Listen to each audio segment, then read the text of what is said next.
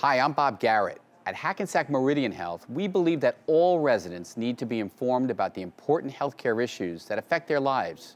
That's why we're very proud to support the important programming produced by the Caucus Educational Corporation.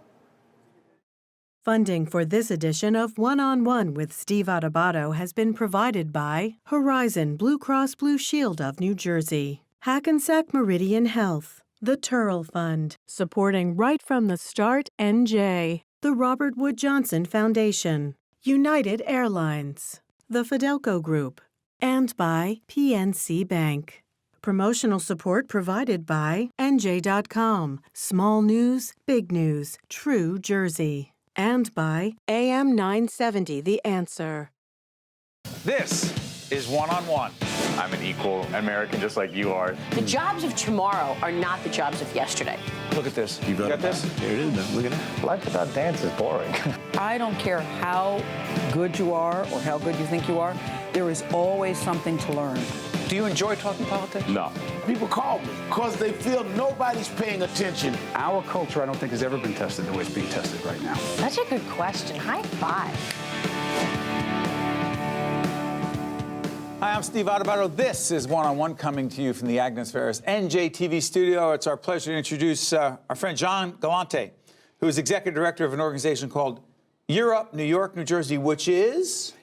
In Europe. So, you didn't expect that right out of the box. Okay, tell us what that program is. By the way, we've got some great video coming up on this. Sure. Go ahead. Sure. So Europe the mission of Europe is to close the opportunity divide. On one side of the divide, we have underserved opportunity youth who are basically have no connection to corporate America whatsoever. And we estimate there's about 5 million of those folks between the ages of 18 and 24 in the United States of America.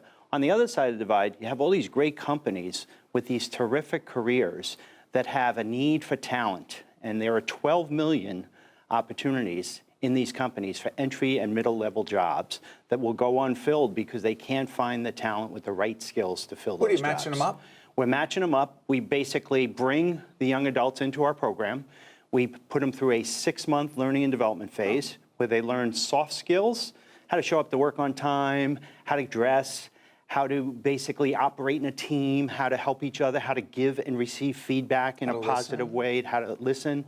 And then we teach them technical skills, some technology skills, some financial operation skills, accounting. In many cases, we work with community colleges for the technical skills. Are there internships as well? They have some of our college, we have some college partners that actually have internships. Yeah, by the way, our friends at United told us about you guys. They're one of the many corporate underwriters. They're one of our large. We have about 250 partners overall. Corporate? Corporate partners. United is one of our great partners. We consider them a high five partner, meaning they host interns, they hire alums, they volunteer, they mentor some of our students, and they've donated $1 million to each one of our centers in Chicago, New York, and Washington, D.C. By the way, I want to talk a little bit more about why corporations do it and then why more should, but we're about to hear from one of the graduates, if you will, from the Year Up New York, New Jersey program. Let's check this out, John. Sure. I grew up in East New York, Brooklyn, and growing up, it was just every day you kind of hear sirens around, so it's like you don't want to fall into that trap of going outside, doing what everyone else is doing, which you know is wrong. So it's like, why not be the difference maker? My goal for the students here at Europe is to push beyond their 5-block radius, right? So a lot of our students come from communities where there's not a lot of opportunity, there's not a lot of exposure. So my goal for them is to push beyond that 5-block radius, know what's out there, and be able to take advantage of those opportunities. That's good stuff. Great stuff. What does that make you feel when you see that? Very rewarding, fantastic. And I just think this is what America is all about.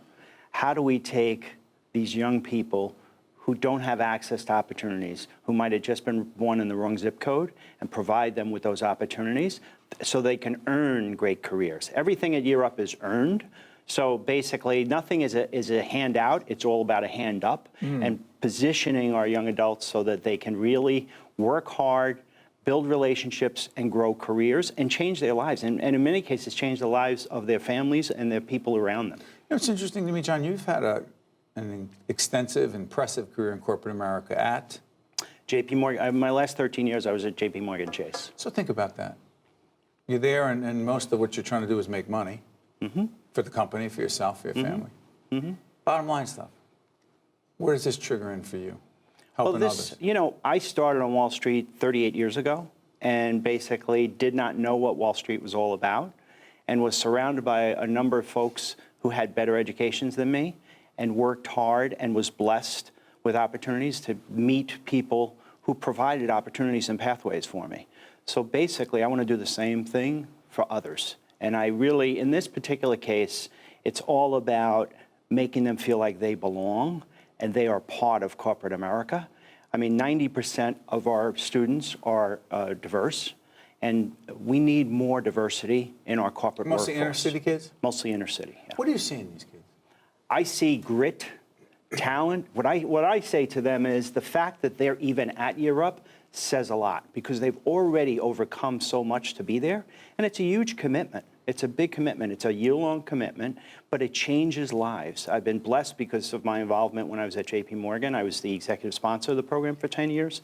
So I've seen alums who've really progressed and really changed their lives. What's that like for you to see them come back and they're doing well and their families are doing well and fantastic. They're beginning to reach their potential? Absolutely. And the potential is endless. The potential is endless. Again, these are young adults who normally wouldn't see this opportunity or even know about some of these jobs. So there's some corporate executives and others and connected to companies watching us here on public television and on FiOS as well, or listening to us on the auto side. This is John Galante, by the way, Executive Director, Year Up, New York, New Jersey. Question. If someone wanted to be a part of this, someone wanted to be helpful and, quote, make a difference, we do a great series called Make a Difference. You're clearly making a difference. What could and should they do? They should. Put up the website as we talk about this. Yep, they should get on the website, reach out to us, be in a position where they can volunteer, they can come in and mentor, they could host interns. I mean, that's the most significant change that really represents how our young adults progress. Host an intern for 6 months. What does that mean, to host an intern?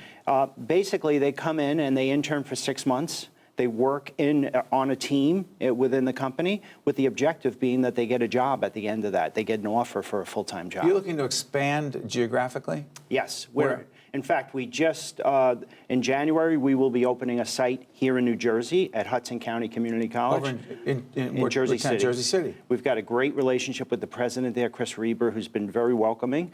And we hope to expand that and really use that as our site to serve the opportunity youth of Northern New Jersey. As you know, there's plenty of great careers in the Northern New Jersey area that we want. Including in the media. Absolutely. Absolutely. John, you're doing good work, you and your colleagues. Keep it up. And folks, that's why we put that website up there for you and others to try to check it out, find out what's going on. You're Up, New York, New Jersey. This is John Galante. He's the executive director there. I'm Steve Adubato. This is One on One, and we'll be right back. Thank you, John. Thank you, Steve. Thank you. To see more one-on-one with Steve Adubato programs, visit us online at steveadubato.org. If you would like to express an opinion, email us at info@caucusnj.org. Find us on Facebook at facebook.com/Steve Adubato PhD and follow us on Twitter at Steve Adubato. One on One is pleased to welcome Fran Gallagher, CEO. She's the Chief Executive Officer of the New Jersey chapter of the American Academy of Pediatrics. It's good to see you, Fran. Thanks for having me. Can we jump into a couple things right out of the box? There are people watching right now who are asking, hey, what's up with the immunization thing? And why do I still see certain folks out there challenging, questioning whether we should be immunizing our kids, getting them the shots? It's a frightening situation because, in fact, decades ago, the diseases that were eradicated are now returning. We've got a measles outbreak of well over 1,000 cases that have been reported. It's a scary time with that, and we need to mobilize everyone, not just physicians, but families, everyone who believes that vaccines are safe, they're effective, and they're necessary to prevent vaccine-preventable diseases like measles. Sorry for interrupting. No clear evidence, scientific, medical evidence, connecting these vaccines to autism, to any other? Absolutely So none. what is... 19 clinical studies have proven it. You have an anti-vax movement that is going on, Yep. and while it's small, it's well-funded, it's articulate, and they're present every day in their legislators' offices. What we need are the people who believe that vaccines are important, that they are going to save lives, that they prevent diseases, to pick up the phone or go visit their legislators, because there are far more people who understand and value the public health benefits of vaccines. Fran, do us a favor. For those who don't know what the American Academy of Pediatrics is, they hear it, they don't know what it is. Do you regulate anyone? We don't regulate anyone at all. We are a membership organization focused on children. We're looking at optimal health care, access to, and quality pediatric care for all children here in New Jersey. We have 1,750 pediatricians who are dedicated to just that. So we run a lot of quality improvement programs. We provide support for advanced primary care, which used to be referred to as a medical home, but stepping up to the plate to address a lot of different issues. And we do a lot of macro work, meaning policy, regulatory, legislative advocacy work. You have corporate partners, you have folks that we know as well. We do. In fact, we have, public-private partnerships are essential in making improvements in a state. We partner with Horizon as a foundation. We partner with... To disclose, they are one of our underwriters and underwriters of public broadcasting. What is the partnership? The partnership is around, again, quality improvement, access, increasing access to quality pediatric health care. How?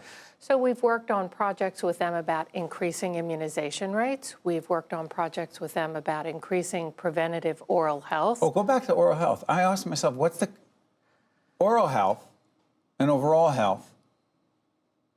They're connected. How so? They're connected because it is, in terms of, did you hear years ago about the 4-year-old young boy who died in Maryland because he had a cavity that was not treated, caries, and the infection traveled to his brain? It's very serious in terms of... So we think oral health, hey, you get a cavity, you got to go to the dentist, you brush your teeth, floss. People think that it's part of growing up is getting cavities, but really what our goal is to prevent caries in children birth to 5, which it's totally preventable. And so it's working on, pediatricians have a key role in that. They look at doing an oral health assessment. They look at, in fact, making referrals to dental homes. And really counseling the parents about preventative, hygiene. Is this a bigger issue in underserved communities? It is. Socioeconomic communities that are really struggling? Across the board, you're looking at disparities. It's across the board. There's disparities with both gender and race. That is across the board, and we have a lot of work to do in reference to that. Let me follow up on this. So, another area that we have not talked about, that I was just talking to you about before we got on the air, that I'm fascinated by is mental health. How significant, how serious are the issues connected to children and mental health issues? They're very serious, and you're looking at a shortage of mental health providers, and so pediatricians who are specialists by training have stepped up to the plate and are caring for a lot of children with anxiety or depression or ADHD or those kinds of mental health diagnoses. Or, excuse me, who could have experienced or experiencing what are otherwise known as ACEs, adverse childhood experiences, exactly. Which we talk about in our series. I know our team will put up our series called Right from the Start, NJ. After you put this Chiron up, if you put the other one up, we have a series called Right from the Start, NJ, which deals with 0 to 3. Right, we're a member of that coalition. Well, we have a great team of folks, but going back to this question, those adverse childhood experiences, poverty, violence, drugs, alcohol, in the home, a whole bunch of other things, that can have a tremendous effect on those children as they grow up. It can, and you can see why it's so important to be strong supporters of advanced primary care, because in fact you need the pediatrician to be doing those kinds of screenings with ACEs to determine, and 2-generational care, looking at what did the parents experience, What are the children experiencing? How do you intervene so that you permanently change the trajectory for health and educational outcomes? This is big stuff. It is very big stuff. And NJAAP, in Your fact, organization. Correct. It has been working actually in Camden. Camden Is that the with pilot project. program I heard about? Yes, it's Explain called that real quick. Spaces. 2 minutes It's left. integrating ACEs screening and better connecting school, early care and education, school nurses to advanced primary care practices, medical homes. And what do we hope to find out of that? What we hope to find out is early identification and linkage to services can change the trajectory. But we also have the challenge of looking at elevating the need for getting children on the legislative agenda the same as adults are. We have to support the adults in their lives, yes, but children are not small adults. Their pediatric issues are unique, and we have to take care of the pediatricians and the parents who are caring for young children. Fran, last time I checked, children do not have a lobby down in the State House or in Washington with tons of money advocating for them, right? Well, they don't vote and they don't pay taxes. But they're all our responsibility. They are, and they're our future. You've just been listening to Fran Gallagher, who is the Chief Executive Officer of the American Academy of Pediatrics, the New Jersey chapter. Fran, I want to thank you, and thank you also for being a part of the coalition that we have formed around right from the start. Absolutely. Thank you for having me. This is One on One. I'm Steve Adubato. We're coming to you from the Agnes Ferris studio at NJTV in Newark. We'll be right back. To watch more One-on-One with Steve Adubato, find us online and follow us on social media.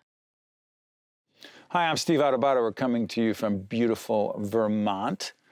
To be more specific, we're in Shelburne, Vermont. We are at the Shelburne Farms at a conference. This is the Turrell Fund for Children. It's a conference that's held with advocates and caregivers and people who care deeply about infants and toddlers. It's part of our Right from the Start NJ initiatives. We're outside here of this beautiful farm. We're talking to our good friend Kay Hendon, who is Senior Program Officer of the Nicholson Foundation.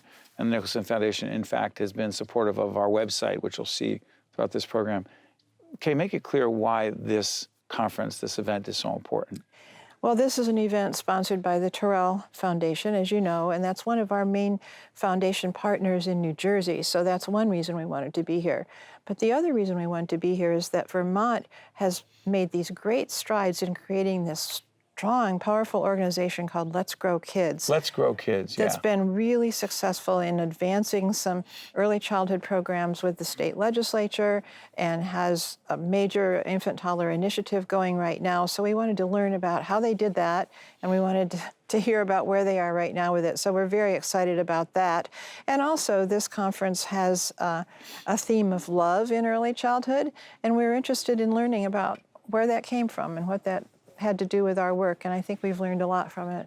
Yeah, when Kay mentions love, a lot of that theme, much of that theme about love comes from the work of Fred Rogers. There was a documentary about Mr. Rogers that was seen last night. And I actually saw it a couple times back home in Jersey.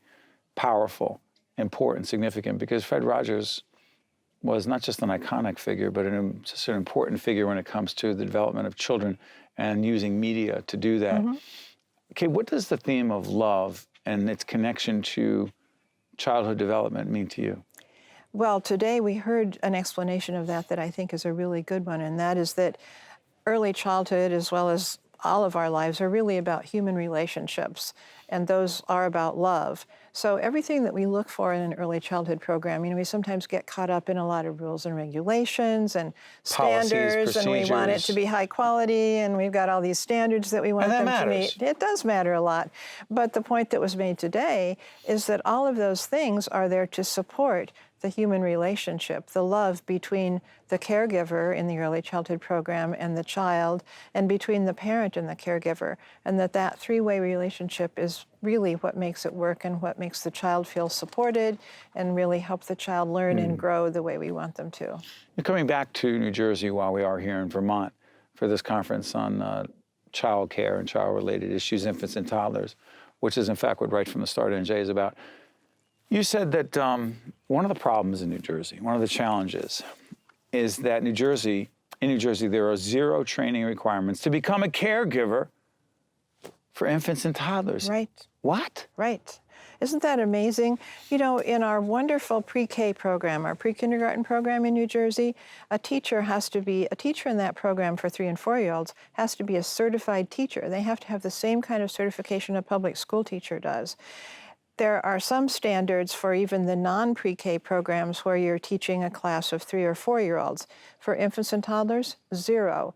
We had to feel victorious when we even got them to add something to the licensing rules that says there has to be an orientation for infant-toddler teachers that includes child development. An orientation? Yeah. That was a victory? That was it, because it didn't even say it could be 15 minutes. So yes, that's one of the huge gaps in our system. You know, we think about 3 things really: quality, affordability, and accessibility. Well, on the quality side, that lack of any training standard for infant toddler teachers is a serious problem. Yeah, and you've also said, by the way, we are outside. There are elements, let's just say, out here around us, if you see any flies. So here's what I want to say, Kay. You have said that Vermont is ahead of us in this regard, but you also mentioned the District of Columbia. Explain that.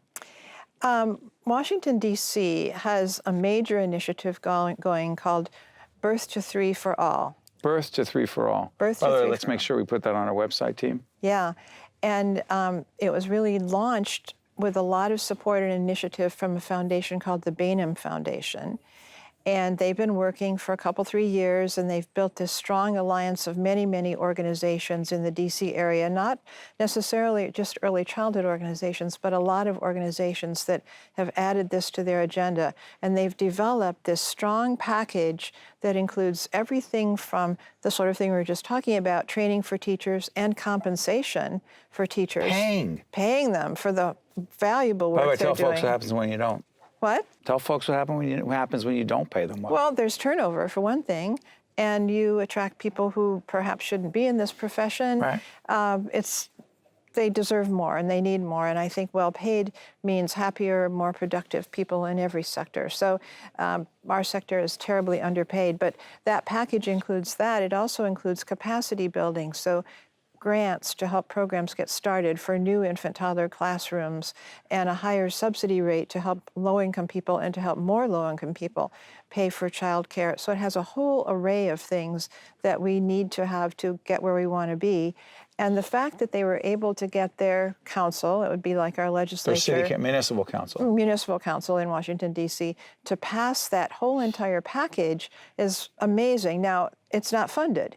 So they didn't pass it with all the dollars. It's a framework. It's a framework, and it's a 5-year plan, and they've got a few million to start, so they've got a framework to address over the years to keep trying to get the money in. So that's one way to tackle this big issue.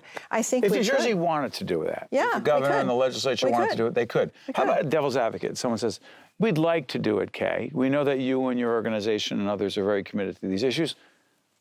The government doesn't have the money. We don't have the revenue. This is a crisis. And childcare is a major economic driver in New Jersey and in every state. What do you mean? Right now, childcare, the revenue in childcare is $2 billion, and the associated industry around it is another $2 billion.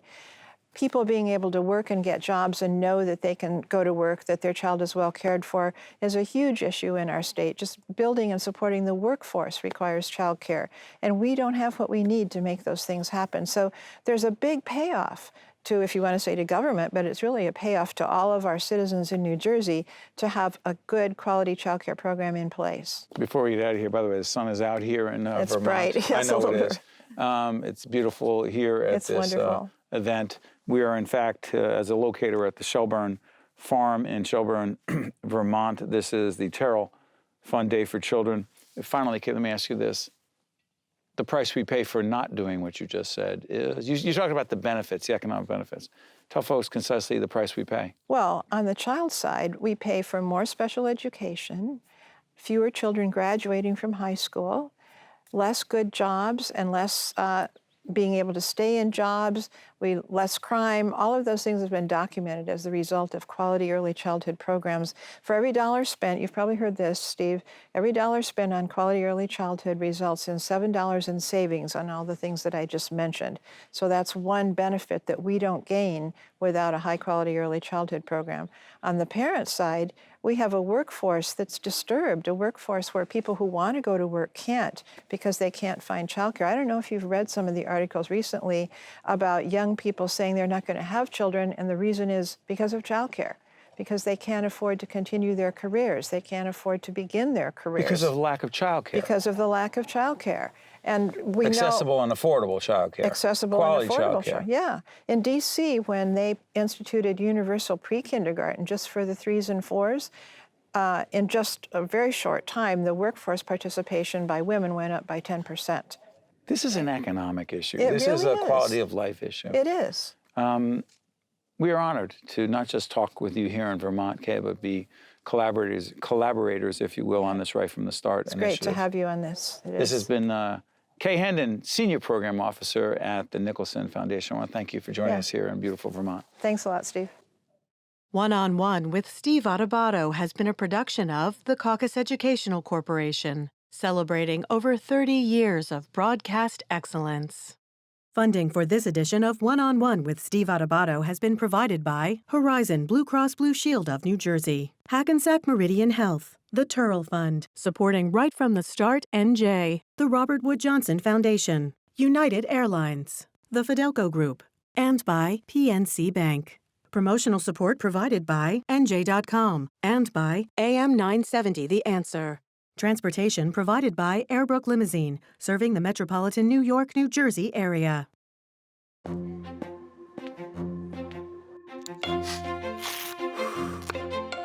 Perfectly orchestrated. In sync with your life. Hackensack Meridian Health is redefining how health and care come together. Because when everything works together,